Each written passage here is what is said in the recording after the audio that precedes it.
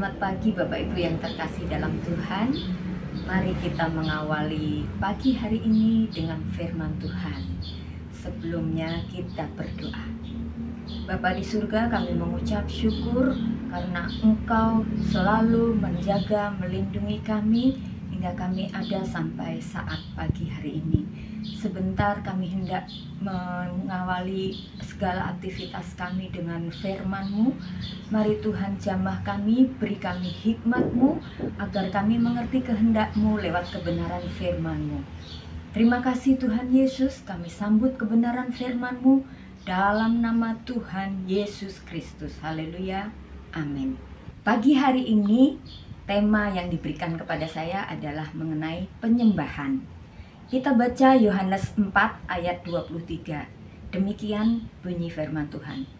Tetapi saatnya akan datang dan sudah tiba sekarang bahwa penyembah-penyembah benar akan menyembah Bapa dalam roh dan kebenaran.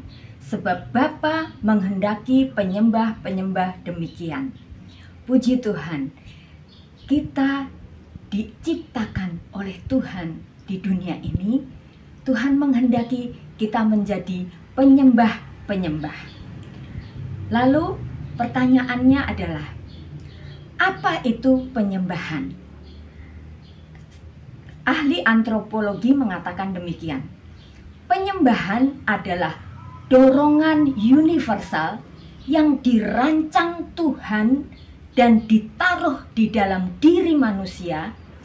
Itu menjadi suatu kebutuhan yang timbul dari dalam untuk terhubung dengan Tuhan.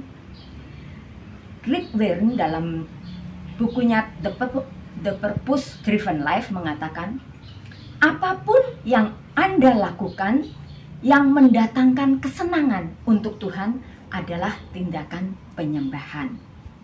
Nah, alasan Tuhan menciptakan kita diberi keinginan untuk terhubung dengan Tuhan, karena Tuhan menginginkan kita menjadi penyembah-penyembah. Tuhan menginginkan kita di dunia ini untuk tujuannya adalah menyenangkan hati Tuhan. Nah, perlukah kita menyembah Tuhan? Nah, jawaban saya adalah sangat perlu. Mengapa? Menurut saya, menyembah adalah kewajiban kita. Kenapa? Karena Allah yang luar biasa, Dia maha suci, Dia maha mulia, Dia maha kuasa, maha segala-galanya. Mau turun ke dunia, meninggalkan surga yang sangat indah, sangat mulia. Untuk apa? Untuk menebus dosa manusia, berkorban, mati di atas kayu salib, turun ke dalam kerajaan maut. Lalu Dia bangkit, membawa kemenangan bagi kita untuk menebus umat-umatnya. Nah, rasa terima kasih kita apa? Kita menyembah Tuhan. Kita naikkan pujian penyembahan kita kepada Tuhan sebagai rasa terima kasih kita, rasa ucapan syukur kita. Kalau orang tidak pernah mengucap syukur, itu namanya orang yang tidak tahu berterima kasih. Orang yang tidak mau menyembah Tuhan, orang yang tidak berterima kasih kepada Tuhan. Keterlaluan. Puji Tuhan. Nah, kenapa menyembah itu menjadi kebutuhan kita? Karena waktu Allah menciptakan kita, itu dihembuskannya nafas dalam kehidupan kita sehingga kita ada roh yang bisa menghidupkan kita. Nah, roh ini yang akan terhubung dengan Tuhan. Roh ini yang harus kita jaga supaya dia tetap hidup, tetap memiliki hubungan dengan Tuhan. Oleh sebab itu menjadi kebutuhan kita. Kita menyembah Tuhan supaya kita terhubung terus dengan Tuhan. Nah, jika roh kita ini tidak terhubung dengan Tuhan, tidak pernah menyembah Tuhan, itu bisa menyebabkan roh kita mati. Nah, kalau roh itu mati itu mati kekal di neraka. Kita tidak mau pasti. Kita mau supaya roh kita tetap hidup. Oleh sebab itu, mari kita jaga kehidupan kita dengan gaya hidup untuk hidup dalam penyembahan. Nah, untuk supaya roh kita tetap hidup, tetap terhubung dengan Tuhan, kita menjaga kehidupan penyembahan kepada Tuhan. Kita memiliki gaya hidup untuk menyembah Tuhan. Nah, apa saja wujud penyembahan itu? Bagaimana cara menyembah Tuhan?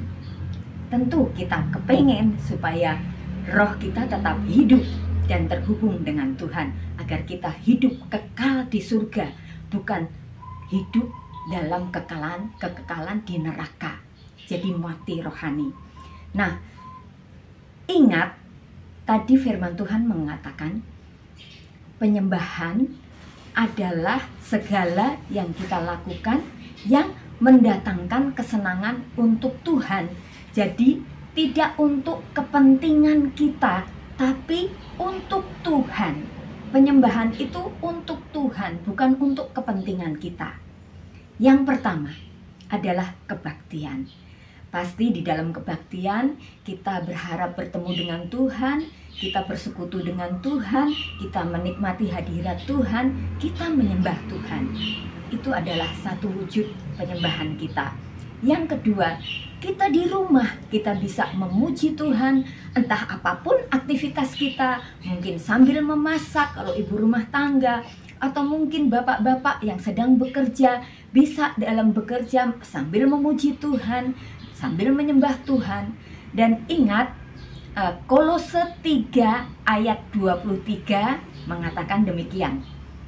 Apapun juga yang kamu perbuatlah dengan segenap hatimu seperti untuk Tuhan, bukan untuk manusia. Jadi kita bekerja, kita beraktivitas, kita tertuju kepada Tuhan, seolah-olah kita melakukannya itu untuk Tuhan. Itu adalah bentuk wujud dari penyembahan kita. Lalu kita berdoa. Itu yang berikutnya ya, poin yang ketiga, kita berdoa. Itu juga kita menyembah Tuhan, kita memuji-muji Tuhan, kita masuk dalam penyembahan sampai kita menikmati hadirat Tuhan, sehingga roh kita ini mengalami damai sejahtera, sukacita, terhubung dengan Tuhan. Itu adalah wujud penyembahan kita. Ingat, saat kita menyembah, surga menonton kita. Allah, Tuhan kita, melihat kita. Malaikat-malaikat juga melihat kita. Jadi, kalau kita menyembah Tuhan, kita memuji, memuliakan nama Tuhan, kita harus sungguh-sungguh. Mata hati kita tertuju kepada Tuhan. Sampai benar-benar kita mengalami hadirat Tuhan. Itulah yang namanya penyembahan. Itulah yang namanya roh kita terhubung dengan Tuhan. Puji Tuhan, biarlah kita menjadikan penyembahan ini gaya hidup kita. Mari Bapak Ibu Saudara, kita introspeksi diri, kita koreksi hidup kita. Apakah selama ini kita sudah hidup di dalam penyembahan? Apakah kita di dalam beribadah kita sudah sungguh-sungguh mata hati kita tertuju kepada Tuhan hanya untuk memuliakan nama Tuhan? Apakah kita sudah memelihara kehidupan doa setiap hari, puji-pujian, menyembah Tuhan setiap hari, dan mata hati kita tertuju kepada Tuhan? Kita harus mengingat bahwa kita di dunia ini hanya pendatang, hanya sementara. Kewarganegaraan kita adalah di surga, sehingga kita ingat yang terpenting adalah hubungan kita dengan Tuhan, karena itu yang menentukan kehidupan kekal nantinya. Apakah kita akan hidup kekal di surga bersama dengan Bapa di surga, yaitu Tuhan Yesus Kristus, ataukah kita mengalami kematian kekal di neraka? Mati artinya bukan mati kita tidak merasakan apa-apa, maksudnya adalah rohani kita mati, tetapi kita mengalami siksaan yang kekal. Terus-menerus kita betul-betul merasakan sakitnya, merasakan penderitaannya di neraka. Mari kita diciptakan di dunia ini. Tujuan Tuhan adalah kita menjadi penyembah-penyembah Tuhan, sehingga kita nantinya akan hidup kekal bersama dengan Tuhan di surga. Haleluya, puji Tuhan. Mari kita berdoa. Bapa di surga, kami mengucap syukur buat firman-Mu pada pagi hari ini yang mengingatkan kami bahwa hidup kami di dunia ini hanya sementara. Tujuan Allah untuk kami adalah menjadi penyembah-penyembah, sehingga hidup kami terus terhubung dengan Tuhan, sehingga pada saatnya nanti tubuh jasmani kami ini mati, kami tetap hidup bersama Tuhan di surga yang kekal.